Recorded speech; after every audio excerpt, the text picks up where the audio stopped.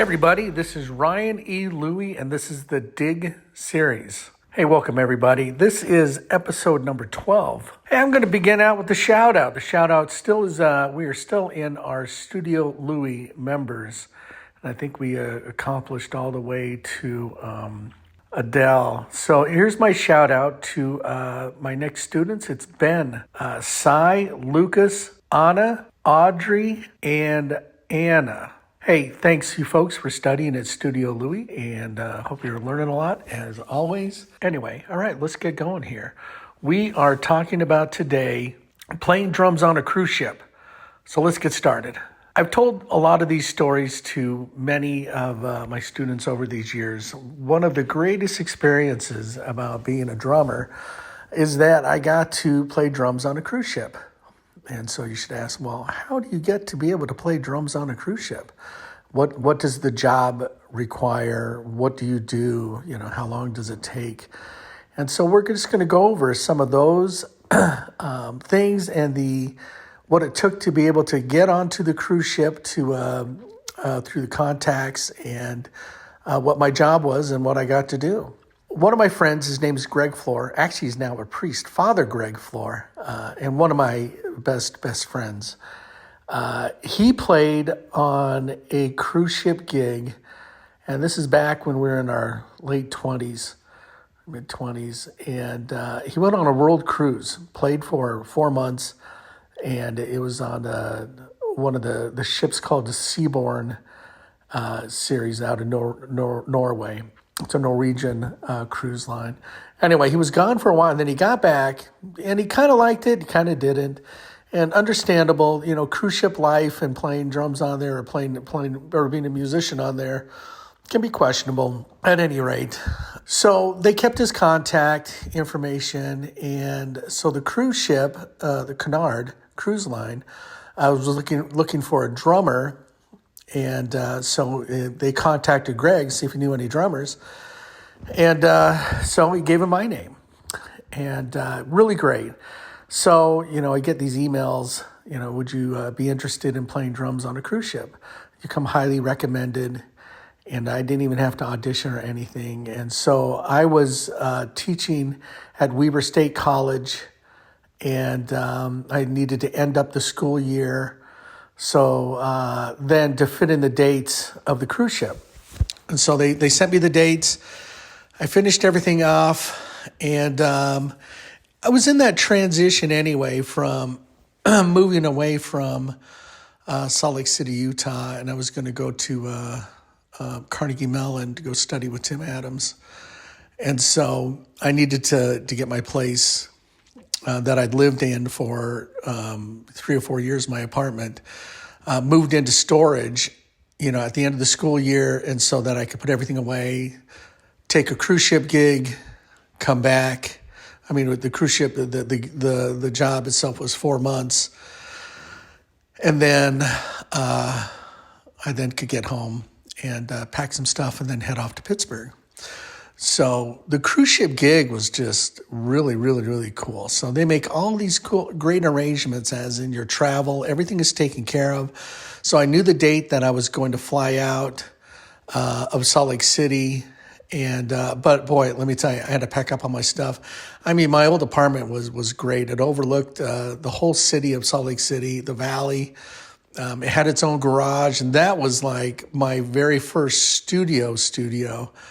And I still taught out of there, but I had my timpani, a couple of drum sets. And anyway, that's what I taught out of, was a garage. And that was heated and air. I mean, at least had a fan and it had a heater in there. Anyway, I'd practice in the garage. I mean, it was a great pad. Like, to be single, it was a really wonderful place to be in. And anyway, so with the help of my high school students and my college students, we managed to pack everything up in like a day and a half, throw it into storage, and pretty hectic and everything. And so I just remember going to my mom's house and spending the night there. And then that early morning I would fly out to Salt Lake City. So I left my truck there. My mom gave me a ride to the airport, and all I had is my duffel bag, like a big duffel bag full of clothes, because you needed like performance clothes and a tux and all the other stuff, your necessities. You're going to be on a ship for 4 months, and so, and I packed my stick bag, a practice pad, and my cymbals. So that was like everything that I took with me, and so off to the airport, Salt Lake City International. They flew me into Miami, so I went from Salt Lake City to Miami, and then Miami to Barbados as part of the Caribbean. We had to make an emergency landing into the Dominican Republic, and so we were there in the airport. They wouldn't let us leave the gate, but they got us dinner and stuff, and then we flew. But needless to say, then my flight didn't get in until very, very late, and so the hotel I stayed at, somebody came and picked me up from the airport, took me to the hotel, and I finally fell asleep. I got into the room probably around between 2:30 and 3 a.m. after flying all day. Anyway, pretty hectic. Granted, to review. Moved my apartment that I've been there 3 or 4 years, all the percussion stuff, just everything that you lived in, So we moved it all into a storage unit, went to my mom's house, went to the airport, flew. Now I'm in the hotel in Barbados, and I get a couple of hours of sleep. Then I wake up to go downstairs to have some breakfast at, their breakfast buffet at the hotel. And then somebody from the ship was going to come pick me up and take me there. Anyway, so it was, I just remember sitting at the breakfast table, little buffet of like eggs and bacon and this and this and this and this and this. Nice little, but the waves that were just coming up to me were honestly no farther than 10 feet away. And it was about as a calming experience as I've ever felt one. And it was just incredible. Just having a nice breakfast, a little cup, a cup of coffee, some OJ, watching the waves of the Caribbean, man, at Barbados. It was a beautiful way to kind of start that whole cruise ship experience. They came and picked me up around 11 o'clock, and they took me to the ship, and that's where I kind of gave them my passport, my ID. We got me checked in. As soon as I got to kind of the main floor of the ship, I was greeted by the bass player, which would be my roommate. So sometimes when you're playing on a cruise ship, you get your own room, and other times you have to share a room with somebody, a room and a bathroom and the whole thing. Anyway, so I met him, and he said, "Well, come on, I'll show you down to the room." Great guy, so nice, Zach. And anyway, I put my stuff down, and he goes, "Hey, we're going to go to the beach. Do you want to go?" I said, "Well, sure." So I didn't even unpack anything. Got into my swimming suit, took my Walkman, which is a CD player, and headphones, and I went to the beach. And we were hanging out with some of the other musicians and the casino, the people that worked in the casino, so the casino workers. So come to find out, in Barbados, we went to one of the top 5 beaches in the world. It was so incredible, beautiful beach. People come up for $1. They'd go get whatever kind of drink that you wanted. So I wanted a Fanta Orange. They'd go get me Fanta Orange, a Diet Coke, whatever kind of drink. They'd just run to the, for less than $1. But you're just hanging out. And again, you've gone from packing everything up, so hectic, flight, and then everything. And now you're on one of the top 5 beaches in the world in Barbados. Anyway, we were like, okay, it's time to get back to the ship. And, he's like, "Well, we're going to go out to an outdoor bar. Do you want to go?" I said, "Well, sure." So we went out there. We just hung out. A great band was playing. I mean, it was just, so I've been on the ship all but 15 minutes because, as soon as we're on, we're back off, going somewhere. And I'm meeting all new people. And it's just, the crew life is really cool. It's a lot of fun. So we get done there, and we get back on the ship, and there were no passengers on the ship for 2 days. And so the ship was kind of down, going to, I think, St. Thomas to our next port. So they threw a crew party on 5 aft, which is the fifth level on the back of the ship. And it had just everything you could want, any kind of food you want, and from crab to this to steak, whichever. And then they had a big pot of sangria. I mean, it was just and great music, palm trees everywhere, and it was just, or like palm leaves. They decorated everything, and it was a blast. So that night I didn't get to sleep until like 3 or 4 a.m. And the cool thing about a cruise ship room that you're in, even if you're sharing with somebody or not, was that if you don't have a porthole, there's absolutely no light. So it is pitch black. And so sure enough, I finally got to go to sleep after being up for so long, almost, 48 hours without anything.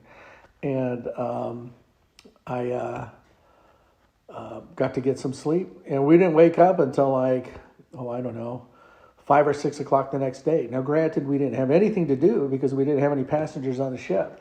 My job was just a drummer, just a drum set player. That's all I did. And so it ended up that I worked about 3 hours a day. And so what would happen during a typical day on the cruise ship is that you would have an afternoon rehearsal, and that would last about an hour. And that's for the evening show that you're going to do.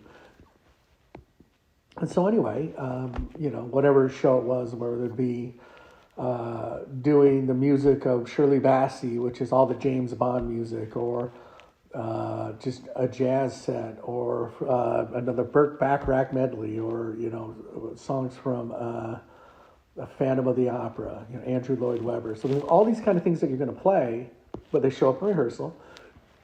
You work it out with the act that's playing, and then you do a concert that evening for the passengers, and that usually lasts about 45 minutes. A show does. It's usually a lot longer than that. And anyway, and then sometimes we'd have to go relieve the top deck of entertainers, night entertainers, when they would take a break. And all we do is go up as a quartet and just play jazz. So that was kind of like the work day on the ship.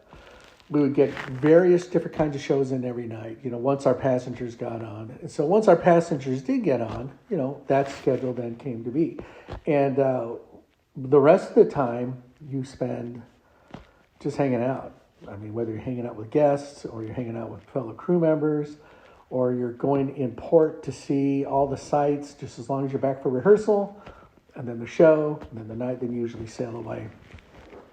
So if you've been on a cruise ship before, just whether it be a Disney cruise or any other kind of cruise, then I think you'll kind of get a feeling of what I'm talking about. There's this whole different kind of underground community that makes that ship go from different levels, from your officers to your musicians and artists and whichever.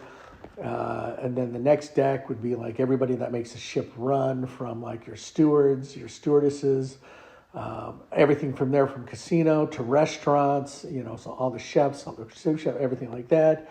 And then the bottom part of the ship, for us was, the people that made the ship run, as in the mechanical part about it.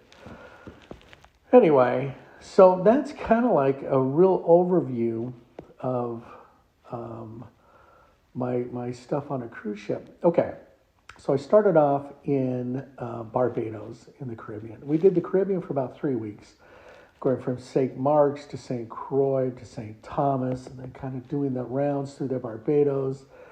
And I tell you, the water is so clear and the beaches are so beautiful. And we just, every time we just go to the beach and go to rehearsal, go to the beach again, play the show, go hang out at the crew at night, and sometimes, play an after set. And so what a time.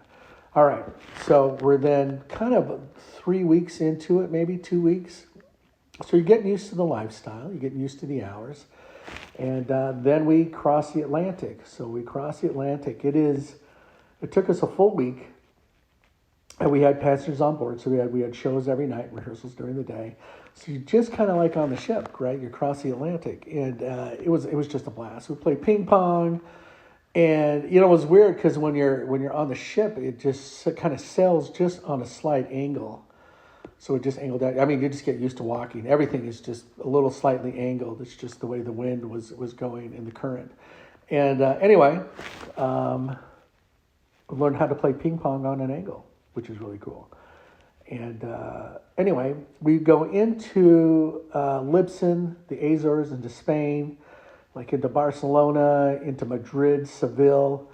And so to have that experience, to go there, it was just absolutely beautiful. And it was just the beginning, right? Because then after that, we're there for a little while. Then you're in the the Mediterranean. And that's like you hit the Greek Isles. And so you're in Athens, you're in Greece, and then obviously you're still in the Med, and then you hit Italy and France. So while we're in Italy, we could take a day trip, kind of, because we leave in the morning, kind of see Pisa or Florence or Rome, and we hang out during the day, make it back for our rehearsal, in the afternoon. Then we did our evening show. Then sometimes we would just go out and hang out at the local bars or the pubs or the places in any of those places in Italy. We would disembark, getting off the ship in Portofino, Italy. That's a port that we went to a couple of times. It was one of those picturesque kind of coastal cities in Italy. Great food, great seafood, great everything. The same thing with France. When we ported in, we're about an hour train ride, a little less, from Paris, and so we got to do all of that, which was incredible. I've been to Paris a couple of times with different groups in my life. So going back to Paris was just kind of reminiscent, kind of fun. Going to Notre Dame and all that kind of stuff, the Champs-Élysées. And anyway, so we did that for like a couple of months. Then we crossed through Germany into the Baltic, and then now you're in Amsterdam. And to be in Amsterdam was just a whole different kind of world. It's probably one of the most cosmopolitan places that I've been to. Every kind of ethnicity, everything from that was like really, really cool. And then, we went into Poland, into Sweden, and then into Russia, into St. Petersburg. Poland, we'd go to just all these different kinds of places, incredible food everywhere we went. And to be able to live that lifestyle where you're just playing, and you get to practice all the hours you want to practice, but you get to see as much of the world as I got to see, all off of a cruise ship. And, somebody asked me, a long time ago, did you get paid when I was on the cruise ship? Yeah, I made money every week. And it was paid in cash. And back then, it was like, since you're in international waters, you were not taxed on any of that. It was kind of cool. It's not that way today. But I mean, gosh, for a while I was a band leader. For a while I had my own room.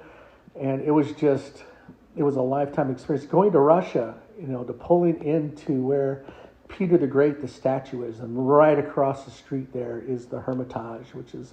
You get to see Monets and Picassos, and you get to walk right up to them. There's no shield or anything. You can just really vibe like the art of in St. Petersburg.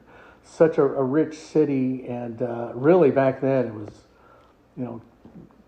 just trying to find its way. And we got to meet some street musicians. He and his wife took us an hour into St. Petersburg. And they didn't speak any English, and we didn't speak any Russian. But I tell you, music really spoke largely through all of that. We ended up going to their place. Very humble apartment in the middle of St. Petersburg. But they were so incredibly generous, he and his wife, and what they had. And it was just, those kind of experiences, and it happened a lot when I was on the cruise ship, of meeting new people from all over the world. And it was one of the greatest experiences. My last story, maybe I shared it before, but we were in the Med, and the cruise directors and the musicians, we were just all hanging out on the very top deck under the stars. And there was a piano and a bar there, and we were just really having a great time. And the night entertainment, just, every kind of song that you could want to listen to, we were playing. He just played live, and we'd sing Oh, I mean, for us, it's like Carole King and James Taylor. I don't know if those singer-songwriters mean anybody, but maybe for people my age that are listening to this. Now, I never knew who Carole King was up until then, because remember, I played classical and jazz, even though Carole King is one of the greatest singer-songwriters ever. And, and James Taylor, you have a friend, it's all Carole King stuff. But, I mean, just to hang out and experience. And we were passing Mount Vesuvius, and it was glowing because it was active, the volcano. I mean, can you ask for a better night than that of just great music and great friends? And, I'll always say, in life, when you're doing this kind of stuff, if all you really have to worry about is playing, hanging, and eating, that's a really, really incredible thing. So, that was a 4-month jaunt of like a typical contract on a cruise ship. I ended up going into London. So I remember I went on a date with this beautiful, beautiful woman from South Africa. That was my last thing that I did while I was on the cruise ship. We went into the red light district of London and into Ronnie Scott's, the great jazz club, listened to great jazz, had some great food. And it was a wonderful way to wrap up a 4-month contract. I have great friends from there, friends that I'm still in contact with. I highly encourage playing drums on a cruise ship. If you get to see the world, it is an incredible thing. Well, anyway, that's about some of my experiences. I can always, if you ask, if you comment, I can certainly elaborate on, what was it like to be in, in any of these countries that I was in. And we were in Monaco. It's my last one. And Monaco's like really just this beautiful, that like the Formula One racing show or car races there. So you see them around there. These big, elaborate casinos. It's kind of like the Las Vegas playground of Europe, high end. And so I remember my friends and we knew we were going into Monaco. And so the casino chicks taught us how to play blackjack. We're all in our tuxes and all dressed as immaculate and to the nines as we could. And we went in and had a beautiful evening and played and just really... and still played a show and still did all that kind of stuff. But we're able to even go in there and it was what an experience. I cannot recommend it more. But anyway, all right. So I hope you enjoyed the Digg series. This is episode 12. And please don't be afraid to comment. I am trying to expand this podcast into different places.